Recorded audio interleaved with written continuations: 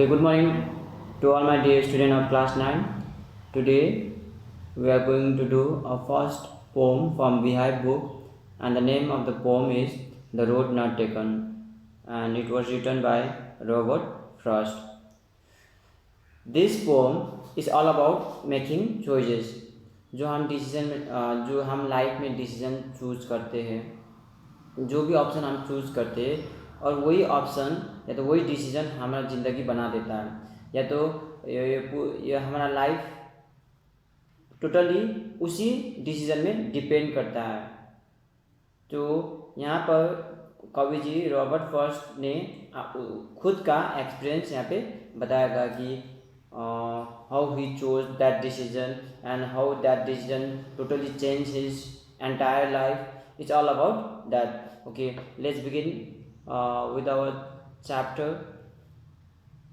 The road diverged in a yellow hood, and sorry I could not travel both, and one traveler, and be one traveler.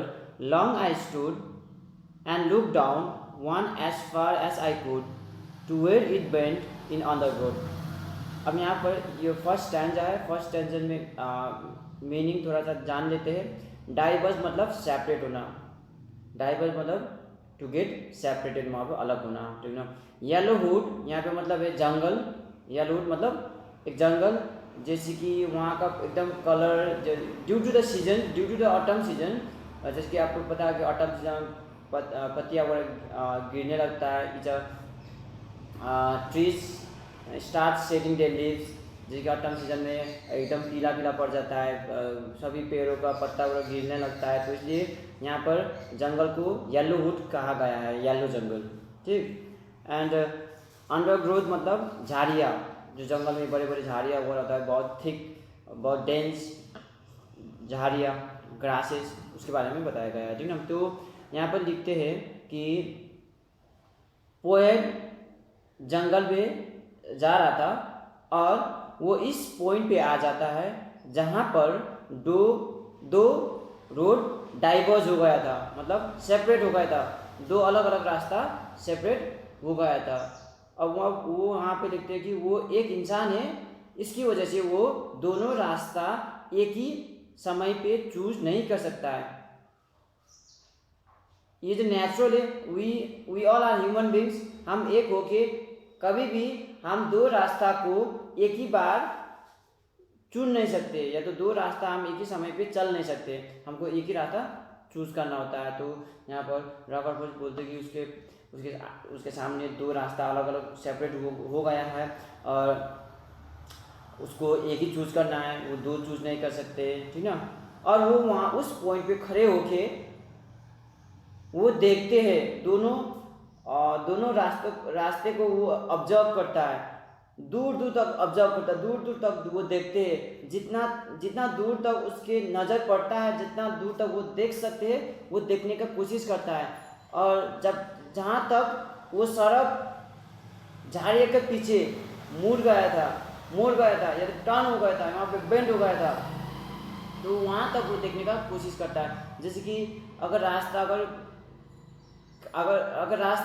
आगे जाने के बाद अगर वो मोड़ जाता है तो मोड़ने के बाद वो रास्ता हमको दिखाई नहीं देता है। तो रॉबर्ट फर्स्ट भी उस रास्ते को आगे तक, जहाँ तक वो झाड़ी के पीछे मोड़ गया था, वहाँ तक वो देखने का कोशिश करता है, वो ऑब्जर्व करने का कोशिश करता है कि कौन सा रास्ता उसके लिए सही होगा। Then took the other just as fair and having perhaps the better claim because it was grassy and wanted wear, though as for that the passing there had won them easily about the same।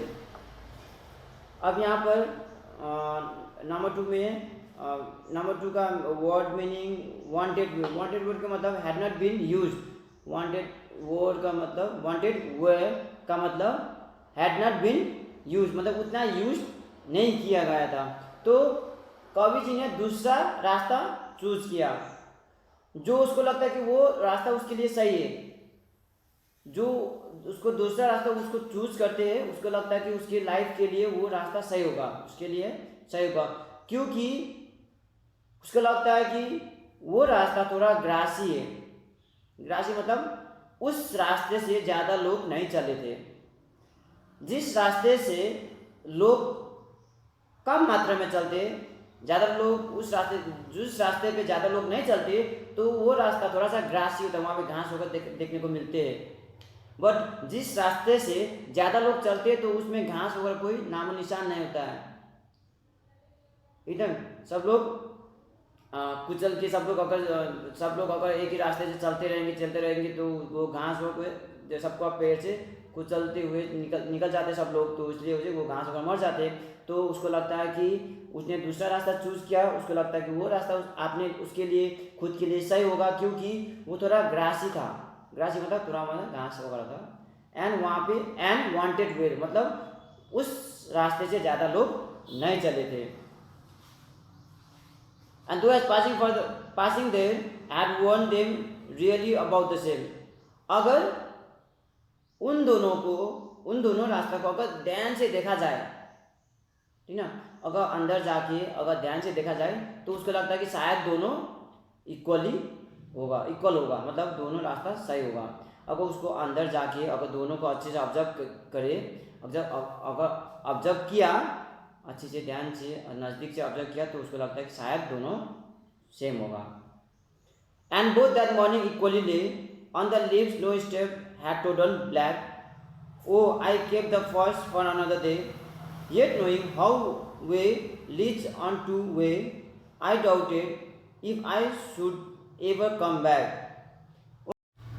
And that morning दोनों रास्ता equal लग रहा था, same लग रहा था, क्योंकि दोनों रास्ता को इक्वली कवर्ड विथ लिप्स, दोनों रास्तों को पत्तिया से ढका हुआ था और पत्तिया के ऊपर कोई भी एक भी निशान नहीं था, पेड़ों का निशान नहीं था। अगर कोई भी रास्ता से अगर कोई एक भी लोग अगर गुजर जाता है वहाँ से चल के निकल जाते हैं तो वहाँ पर पेड़ों का निशान होता है मॉर्निंग टाइम में, पर दोनों रास्ते में अभी तक कोई भी पेड़ों का निशान नहीं दिखाई दे रहा था। एंड रॉबर्ट फर्स्ट कवि जी ने वो फर्स्ट वाला रास्ता जो है उसने किसी और दिन के लिए रखा है।